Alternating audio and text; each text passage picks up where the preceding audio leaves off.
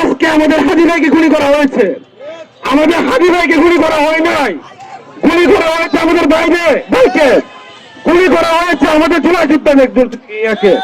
আচ্ছা, আমরা যদি বলি এই গুলি করার পিছনে কারণ কি, কেন ভাই গুলি করা হলো? আমি প্রথমে বলবো, আপনারা জানেন গত কিছুদিন আগে ভাই বলেছিল যে ভাই তার নিজ আসলে চাঁদাবাজদের, দুর্নীতিবাজদের, মামলাবাজদের নাম জনসম্মুখে প্রকাশ করবে। ভাইয়া কি নামটা প্রকাশ করতে পেরেছে? ভাইয়ের নাম প্রকাশ করার আগে তার কণ্ঠটাকে রোধ করার জন্য, আজকে কি করা হলো? গুলি করা হলো। কিন্তু তার কণ্ঠকে রোধ করা যাবে? যখন আবু সাইদকে খুনি হাসিনা ফোন করলো, গুলি করলো, তখন কি হয়েছে? শেখ হাসিনার পতন হয়ে গেছে না? তেমনি ভাবে আজকে আমি বৈরবের দুর্জয় মোর্তারায় কথা বলতেছি, এই হাজি ভাইয়ের গুলি করার মাধ্যমে এই বাংলাদেশ থেকে, ঢাকা থেকে চাঁদাবাজের কর্মরচনা হবে ইনশাল্লাহ।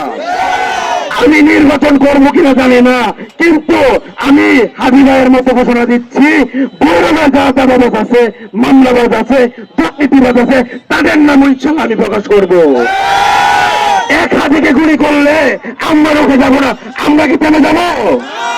আজকে আমার গলা ভেঙে গেছে, কিন্তু আমার ভাই আজকে হসপিটালে। একবার চিন্তা করেন তো তার সন্তানটার প্রতি। যারা ভেবেছিল যে এক হাজিকে গুলি করলে তাদের সকল কিছু থেমে যাবে, আজকে কি সকল থেমে গেছে? হাজার হাজার হাজি দাঁড়িয়ে যায় নাই। আমি বলতে চাই না কোনো দলকে, আমরা বলতে চাই না, আমি বলতে চাই না কোন ব্যক্তির বিরুদ্ধে বলতে চাই না, আমি বলতে চাই চাঁদাবাদের বিরুদ্ধে, দুর্নীতিবাদের বিরুদ্ধে। যারা চাঁদাবাজি করে, দুর্নীতিবাজ করে, তাদের বিরুদ্ধে আমরা বলতে চাই। আমি এই কথা বলেই আমি আমার বক্তব্য শেষ করলাম। এই হামলাটা আসলে খুবই তীব্র নিন্দা জানাই।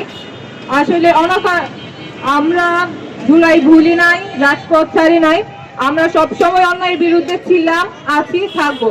আর এটার সুষ্ঠ বিচার চাচ্ছি, এই বলে আমার বক্তব্য শেষ করছি। ইনকিলাব জিন্দাবাদ। আমাদেরকে হাসিনা কি কর্মস্ত ব্যবহার করেছিল? হাসিনার বাহিনী কি কম ছিল? হাসিনা কি আমাদের সাথে করেছে? তাহলে আজকে এক হাতিকে গুলি করে তারা কি বোঝাতে চায়? আমি প্রশাসক সহ যারা হাতিকে আক্রমণ করেছে, আমি সবাইকে বলে দিতে চাই, প্রতিটা বিপ্লব রক্ত চায়।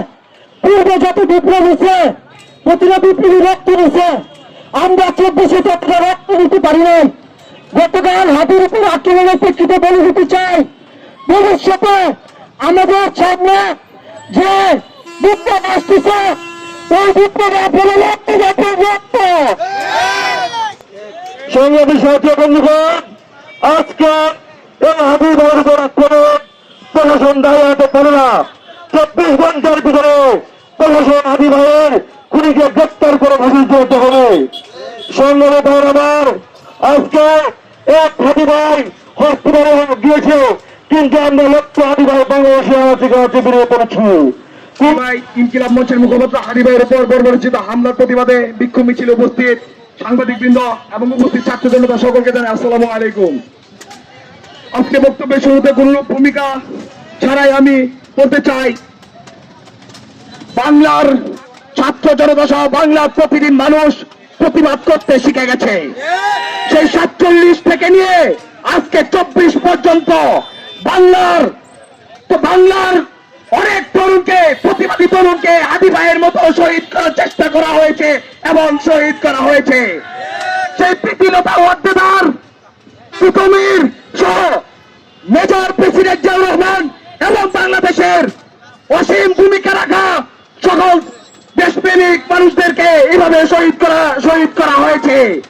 বাংলার ছাত্র জনতা তাদের পিঠ থেকে গেছে, তারা আর চাঁদাবাদী সহ্য করবে না, তারা দখলদারদের দখলদারি সহ্য করবে না, তারা আর মেনে নেবে না ভারতীয় আধিপত্যবাদ। তারা প্রতিবাদ করতে শিখে গেছে এবং তারা প্রতিবাদ করবে।